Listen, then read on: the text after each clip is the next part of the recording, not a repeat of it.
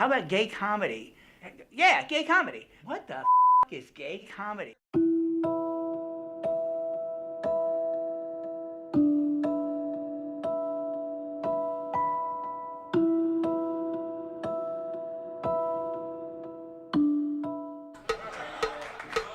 Some people want to lock us up and throw away the key. They want to put us on a boat and ship us out to sea. If homosexuals are allowed their civil rights, then so would prostitutes or thieves or anyone else. I'm tired of arguing with idiots. I'm starting to agree. Their fascist plans beginning to make some sense to me. Homosexuality is a real threat to the survival of this country. So go ahead and put us on an island. Hawaii, the Bahamas, or Key West. We'll have a lesbian, gay, and bi land. Lord knows we all deserve a rest. I first came to San Francisco in 1962. In gay history, that's post-hardware, pre-boutique. I know what you're thinking. You're thinking, God, I bet she's good in bed, huh? People say we're perverts. They say we are insane. They want to take away the rights we fought so hard to gain. How much consideration are you going to give to the advice of these new conservative organizations and the moral majority and people like the Reverend Jerry Falwell? I'm not going to separate myself from the people who elected us and sent us there. The battle is exhausting. It's a struggle all the way. So let's accept their offer. Take a holiday. I don't know. I love these shoes. Is it okay to hate men but dress just like them? Go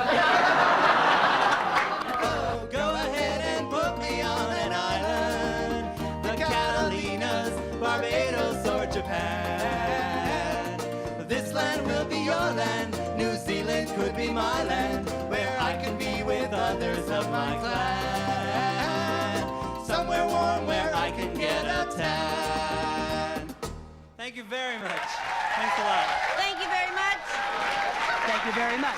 When people are extraordinarily oppressed and hurt, and people are, within the larger culture, deliberately trying to hurt them, comedy provides relief. It's a bonding for us to be with each other. It's also a way to respond to people who would hurt you and to bully you, to mock them, to satirize them. Comedy, it's an essential component of queer history.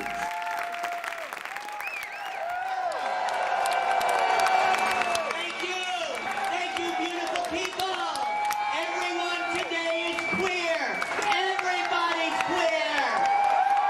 Even Arnold Schwarzenegger's a big queen. That's our energy, and that's our hope. I recognize being funny could be a tool, for lubricating social intercourse, so to speak. The right wing says they're against sex education because sex is a miracle. Well, so is popcorn until you explain it.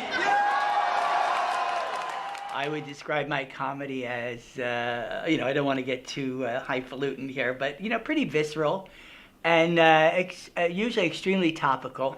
The right wing cuts funds to public education and then says it wants God back in the classroom. Well, let me tell you as a teacher, God, she is more than welcome if she can find a desk. I am a proud Italian American, born in Newark, New Jersey, 8 days after Pearl Harbor. The family was very working class, and economics definitely played a part in our lives. They were very irreverent, and really, if you wanted to survive at the dinner table, it was good that you had those tools, so you could duel with them.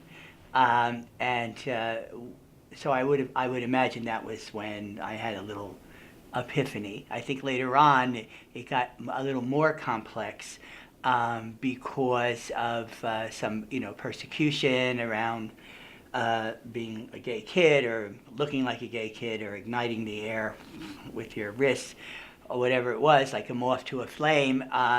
If you were quick and verbal and could make people laugh, you could defang the situation and maybe save your skinny ass from being beaten. I've always been out as a comedian. The very first time I went on stage, I was doing gay material. That's who I was. The time was right. And Harvey Milk said, let's all come out and let them know who we are. And I had to do what Harvey said. You know, I told this woman at work, I said, I'm a lesbian. She said, really? Do you know Jill McGee? She's a lesbian in Philadelphia.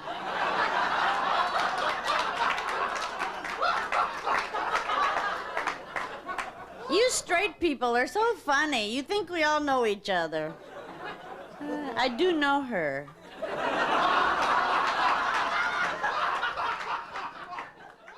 I guess I would describe my humor as, you know, I'm a dyke, and that's political. So my sexual humor is political humor, and vice versa, because people want to regulate my sexuality. We are people with a shared history, with a shared struggle.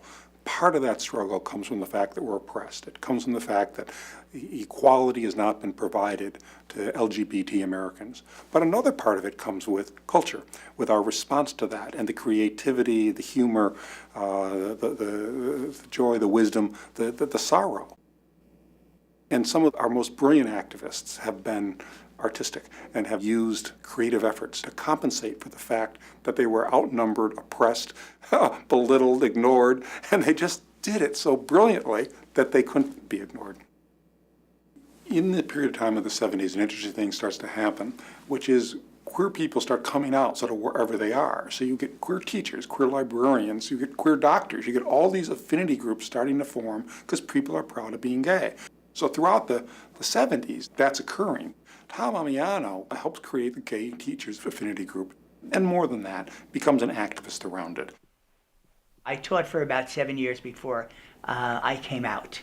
The responsibility, it's like an umbrella thing, and the responsibility is on us who are gay and in teaching and anybody who wants to support us to start dialoguing with the people who we deal with every day, like parents and, you know, who still are programmed and still misinterpret and who might think this is shocking. And I came out big. We had a big press conference, and so the next day the Examiner did a picture on the front page, gay, gifted, and closet, and there I was looking like Abby Hoffman right out of the shower. You know, I had this faux perm and a beard, and I said, well, I guess I'm out now, so made sure New Jersey knew. Fortunately, I was here in San Francisco and was able to get support in and around being gay and a teacher. I joined an organization called BAGEL, Bay Area Gay Liberation. It was very, very left. It only lasted 1 year, but it gave me a good sense of politics. And then the gay movement was burgeoning. And that was kind of my introduction to San Francisco in terms of being active. It's important to understand how profoundly oppressed the community was. From when we first begin post-war organizing in the 50s through the 1970s, it's illegal to be gay, meaning in periods of time, police went into bars and arrested people. People got fired from their jobs. People were, by their family, placed in institutions and given electroshock treatment as a way to change fundamentally who they are. It's an extraordinary level of oppression and pain. There are people now who are gay people who've suffered that. It's not some distant theoretical thing. It is our community now. So when we make culture now, when we make comedy now, we're responding to that oppression. Last week, I was harassed by some born-agains, so I killed them again. Yeah. Whoa. Yeah. Don't worry, they'll be born again, you know.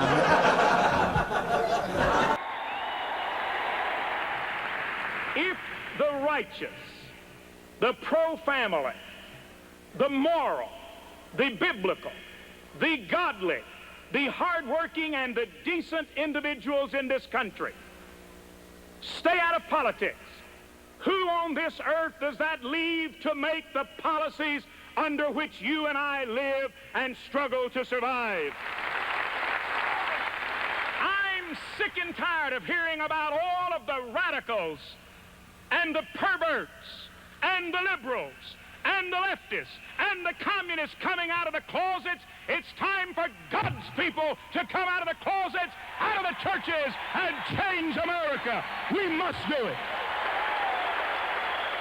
In behalf of more than 30 million evangelical Christians in America, we welcome you to this one of the greatest assemblies in the 20th century, Governor Ronald Reagan. I want you to know that I endorse you and what you are doing. Thank you very much.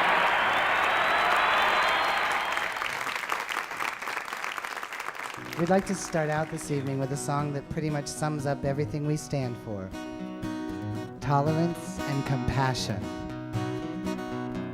Try not to laugh at the clothes that they wear. Didn't mother teach you that it's not polite to stare? Don't make a scene when you see them arm in arm. It's best to just act casual as if you're not alarmed. Just look the other way if they should dare to show affection. And hope to God that they use condoms for their own protection. Just try to open up your heart. This world is big enough for some of us to play a different part. It's not fair to persecute them for a simple twist of fate. Some of my best friends are straight. Now I might not want my sister to take one on a date, but some of my best friends are one of your best friends could be. Even someone right beside you could be straight.